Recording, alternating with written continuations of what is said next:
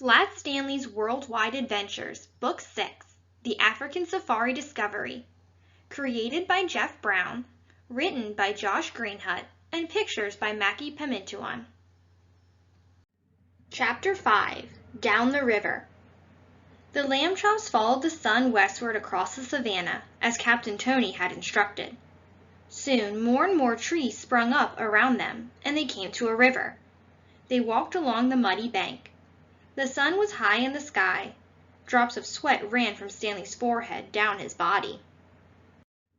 "Are we there yet?" Arthur asked for what seemed like the millionth time. "No, Arthur," Mr. Lambchop said in a weary voice. They kept walking. Their shoes made sucking sounds as they stepped in and out of the mud. Suddenly there was a low growling, and Stanley froze in fear. Arthur looked at his stomach.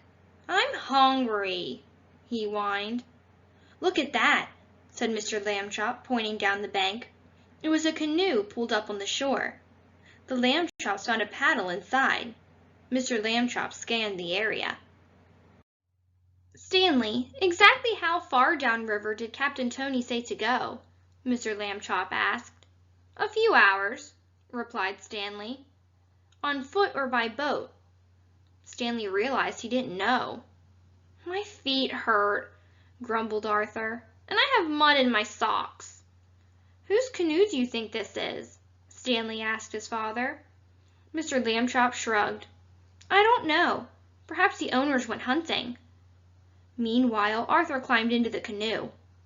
"Ah," he said, putting his feet up on a seat. "Arthur Lambchop," Mr. Lambchop said sternly, "are you stealing someone else's canoe?" "No," Arthur rolled his eyes. "I'm sitting in someone else's canoe." "Would it be stealing if we borrowed it and brought it right back?" Stanley suggested. Mr. Lambchop looked at Stanley. "Yes, it would," he said. There was a rustling in the brush nearby. Onto the bank stepped a very tall man with enormous holes in his earlobes. His body was draped in red cloth, and in his hand was a staff taller than Stanley. He stopped short when he saw the Lambchops. "Arthur!" Mr. Lambchop whispered out of the side of his mouth. Arthur nearly jumped out of his skin when he saw the tribesman. Behind the man, a woman, also swathed in red, appeared. She held a baby wrapped in patterned cloth close to her body. The man squinted at the Lambchops. Then he turned and fixed his gaze on Stanley. He came closer. Stanley flinched as the man leaned close and peered behind Stanley's head. He looked Stanley right in the eye. "What happened to you?" the man asked. "I was flattened by my own bulletin board," Stanley answered. You speak English," sputtered Mr. Lambchop. "And French, too," the man said. "I am of the Maasai tribe, but I am also a graduate of the Sorbonne in Paris. This land is our home. And you, young man," he continued, turning to Arthur, "what do you think you are doing in our canoe?" "Don't be so hard on him," the woman said. "He is just a boy. They are clearly lost." The baby squealed with delight at the sight of Stanley. Mr. Lambchop rummaged through his pocket and came up with the newspaper clipping. "We're trying to get to the spot marked by an X." The man and the woman studied the article. "Many believed that the first people lived in Africa," said the man, "and then walked on to the other continents long, long ago, when all the parts of the world were close together and had not yet drifted apart. Today many people come seeking the place they began." He turned to Stanley. "Is this why you have come?" "I guess so," said Stanley. The man turned to Mr. Lambchop. "This is only a few hours downriver. Would you like to borrow our canoe?" "That would be very generous," said Mr. Lambchop. "Thank you." Stanley, Arthur, and Mr. Lambchop waved goodbye to the family as they pulled away from the shore.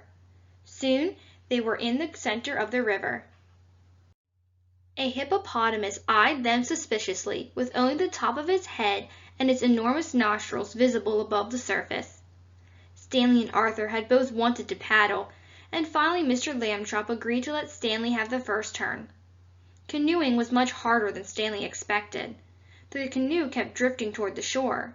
"Straighten out, Stanley," Arthur complained, and then Stanley had to work extra hard just to keep the boat facing forward. "Let me try," Arthur snapped. "I just started," said Stanley. "Well," said Arthur, "now it's time to finish." "No," said Stanley. "Boys," groaned Mr. Lambchop. "He's taking forever," complained Arthur, grabbing the top of the paddle. "Stop it, Arthur," said Stanley, pulling back. "Let me have it." "No!" "Stanley, it's my turn." Arthur pulled and Stanley pulled, and the paddle flew from their hands and flipped into the water with a plop. "The paddle!" gasped Mr. Lambchop. He reached over the side of the canoe and started splashing with his hands, trying to reach it. "It was his fault!" Arthur and Stanley yelled at each other. "I don't care whose fault it was!" shouted Mr. Lambchop. "Get that paddle!" Arthur and Stanley plunged their hands into the water and tried to get the boat to move closer to the paddle, but it was too late. The current was carrying it down the river. As the canoe drifted aimlessly, Mr. Lambchop put his head in his hands. Stanley and Arthur both stared at their feet. Finally, Mr. Lambchop looked at his watch, shook his head, and sighed. "Your mother is at her Grammar Society fundraiser right now. I'm sure she and her fellow Grammarans would appreciate our predicament."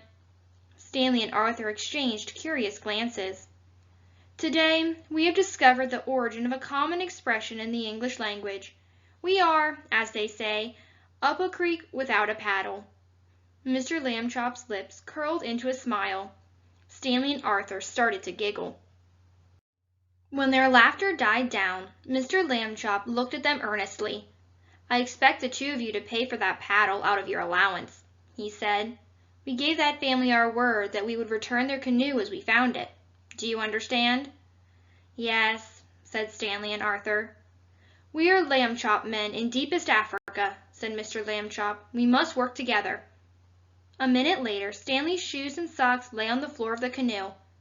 With one hand on Stanley's head and another on his leg, his father pulled Stanley's legs through the water. Using Stanley as their paddle, the Lambchops made their way downriver.